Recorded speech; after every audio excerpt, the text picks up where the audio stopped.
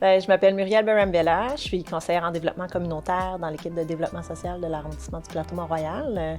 Je suis chargée à 100% de ma tâche est dédiée au dossier de l'itinérance et à la cohabitation sociale. Moi, je suis native du milieu communautaire. J'ai travaillé plusieurs années dans le milieu communautaire avec différentes populations vulnérables, marginalisées, aînés, jeunes, personnes immigrantes, à statut migratoire précaire, etc., etc. La population itinérante était un des groupes pour lesquels je ne m'étais pas nécessairement encore investie. Donc, j'ai vu une belle opportunité de travail. J'étais à la ville auparavant en développement, en loisirs, davantage dans un autre arrondissement. J'ai vu l'ouverture, j'ai postulé, puis je me suis dit, ben oui, pourquoi pas. Puis aujourd'hui, je suis sur le plateau, j'adore ce que je fais, j'adore l'équipe avec qui je travaille, j'adore le fait que j'ai le soutien de mes gestionnaires, de mes collègues. Le milieu dans lequel je suis au quotidien, dans le cadre de mon travail, est très important pour y vivre des petites réussites puis être capable d'avoir une source de motivation externe à tout ça. J'ai pas une journée qui se ressemble. Je dirais qu'une tendance assez lourde, c'est beaucoup de réunions à l'interne avec des partenaires de l'arrondissement, des collègues, mais beaucoup aussi à l'externe avec des partenaires communautaires, institutionnels, la police, santé, services sociaux, partenaires communautaires qui interviennent directement auprès des personnes en situation d'itinérance du plateau.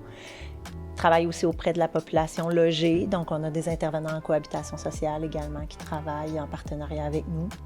Donc, beaucoup de rencontres, de discussions, d'appels téléphoniques, de suivi XY par courriel. L'arrondissement dédie une ressource humaine à temps complet par rapport à la gestion du dossier de l'itinérance et de la cohabitation sociale. Donc, moi, je travaille à temps plein sur ce sujet-là.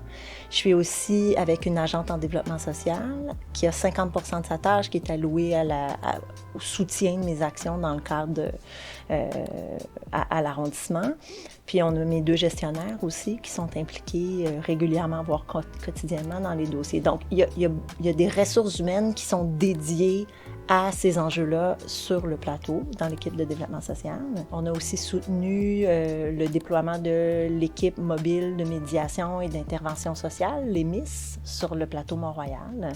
Donc, assurément, pour être capable, ne serait-ce que leur faire connaître l'écosystème d'acteurs existants, leur faire voir les endroits sur le plateau où on a certaines problématiques où leur intervention pourrait être de mise. On assure une vigie sur ce qui se déroule sur le plateau. Donc, on est capable d'orienter, si on veut, les interventions et le bon déploiement de cette équipe-là sur le plateau. Et on formule aussi aux instances de la ville qui sont responsables de faire des liens avec les gens de santé, services sociaux, différentes formes de recommandations ou par rapport à nos enjeux locaux, certaines pistes, certaines recommandations qui pourraient être formulées à des instances autres au niveau santé, services sociaux ou des instances politiques. Donc, on va formuler des recommandations à cet égard-là.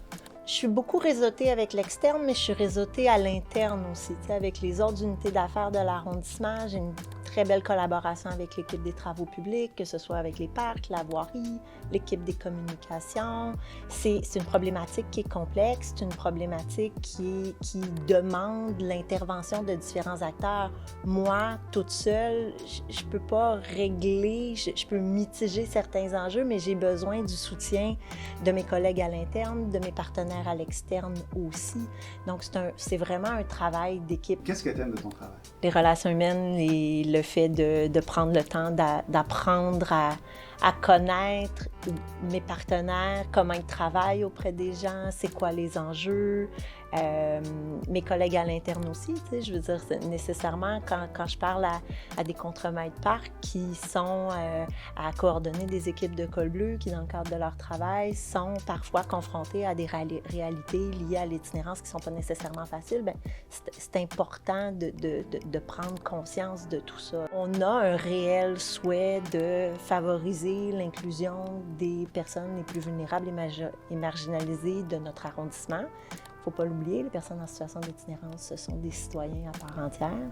Ce sont des citoyens mobiles, nomades. Ils sont parfois citoyens du plateau, citoyens de Ville-Marie, citoyens d'autres arrondissements limitrophes, mais ils se promènent. Mais développer une relation de confiance, je pense que c'est ce qui me permet de naviguer dans un monde puis dans un dossier qui n'est pas nécessairement évident. Je pense que le plateau, c'est un beau terrain de jeu pour essayer des nouvelles approches en matière d'itinérance. On a un écosystème de partenaires qui est solide, avec qui on a des belles collaborations, avec qui il est possible d'essayer des choses. On a des enjeux d'itinérance qui sont importants, qui vont croissant, mais je pense qu'il y a encore la possibilité de faire d'essayer puis d'essayer de changer un petit peu les choses à petite échelle. Enfin, j'essaie d'être la plus optimiste possible, puis c'est ce qui me motive au quotidien. Sinon, je veux dire, c'est pas facile à tous les jours. On doit négocier avec des points de vue qui sont très différents. Ça, c'est un de mes rôles, entre autres, de amener des gens qui ne pensent pas nécessairement la même chose à s'entendre, puis à collaborer, ou du moins à accepter qu'ils ne s'entendent pas, mais qu'ils vont travailler ensemble quand même. Donc, voilà, je dirais ça. Le plateau me permet ça.